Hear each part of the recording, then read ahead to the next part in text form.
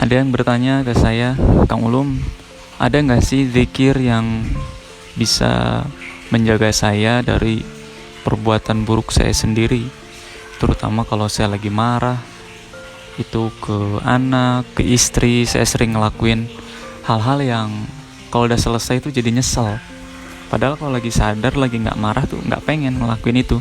Tapi kalau lagi marah tuh nggak bisa ngendaliin diri sendiri. Nah, adakah zikirnya yang bisa menjaga saya, melindungi saya dari perbuatan buruk saya sendiri? Baik, alhamdulillahirabbil alamin. Pertama bersyukur karena kita ingin melindungi diri kita dari perbuatan diri kita sendiri. Kemudian yang kedua bersyukurnya adalah karena spesifik yang diinginkan, yang ditanyakan adalah zikir. Kita tahu zikir artinya adalah ingat kepada Allah, zikrullah. Dan sependek yang saya tahu, banyak ayat-ayat di Al-Quran yang menyandingkan kata zikir itu dengan kasiron, ya, atau banyak. Jadi zikir itu sering disandingkan dengan banyak. Maka artinya ketika banyak yang mengatakan kuantitas itu tidak penting, lebih penting adalah kualitas. Untuk zikir, lafaz zikir, rupanya kuantitas itu juga penting. Maksudnya kalau kita selama ini punya zikir-zikir yang rutin kita baca pagi, sore, atau selepas sholat fardu, terus kita merasa itu kurang ngefek ke jiwa kita, maka boleh jadi karena dosis angkanya kurang banyak. Contohnya di surat Al-Ahzab ayat 41, Allah Subhanahu wa taala berfirman, A'udzubillahi minasyaitonirrajim. Ya ayyuhalladzina amanu dzkurullaha dzikran katsira. Hai orang-orang yang beriman, berzikirlah dengan menyebut nama Allah, zikir yang sebanyak-banyaknya. Bahkan kalau ayat 42-nya, ayat berikutnya itu jelas, wasabbihuhu bukratan wa asila, dan bertasbihlah kepadanya, kepada Allah di waktu pagi dan petang. Jadi untuk zikir, kuantitas itu penting. Yang kedua tentu saja adalah kualitas. Maksudnya kualitas adalah pemahaman.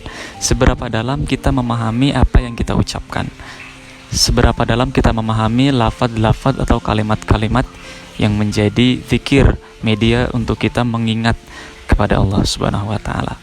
Semakin kita faham apa yang kita ucapkan, maka efeknya pasti semakin berpengaruh terhadap ketenangan jiwa.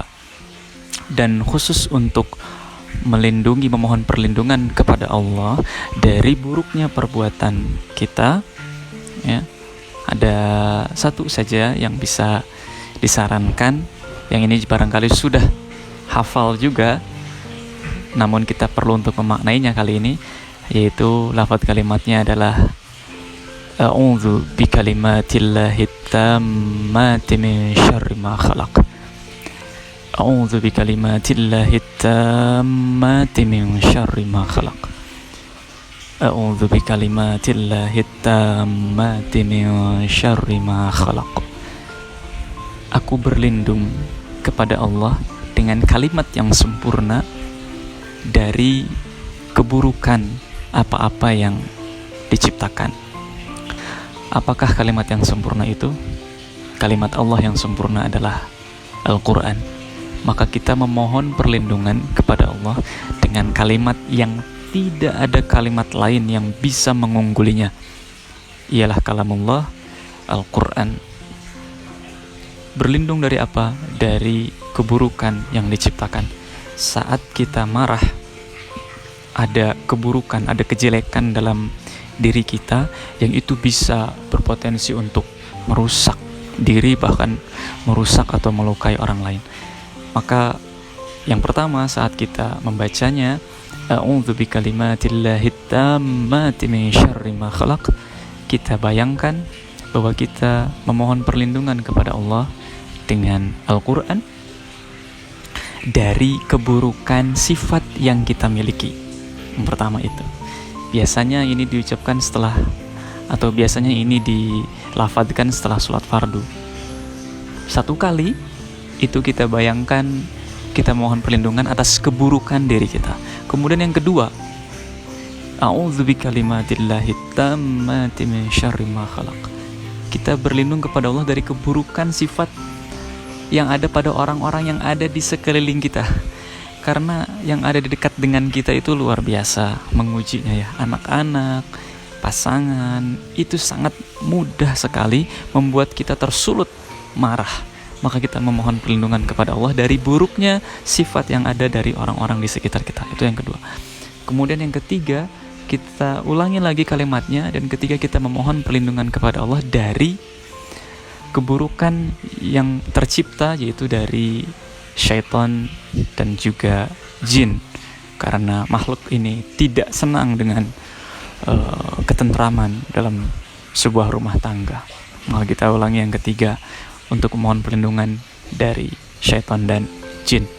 Kemudian yang keempat, bila ingin ditambah lagi dosisnya, kita mohon perlindungan dari keburukan-keburukan yang tercipta dari alam semesta ini ya, di antara langit dan bumi. Dari buruknya angin kencang, dari buruknya bencana alam, kita memohon perlindungan kepada Allah. Dan yang kelima, untuk mengganjilkan, kita bisa ulangi lagi mengucapkan a'udzu bikalimatillahi tammati min syarri ma khalaq, dengan membayangkan kita memohon kepada Allah perlindungan dari keburukan apapun yang kita tidak tahu sumbernya dari mana, yang itu berdampak buruk kepada kita. Kita memohon perlindungan kepada Allah Subhanahu wa taala. Allahu a'lam bishawab. Mudah-mudahan yang singkat ini dapat menjadi manfaat dan pengingat terutama untuk kami.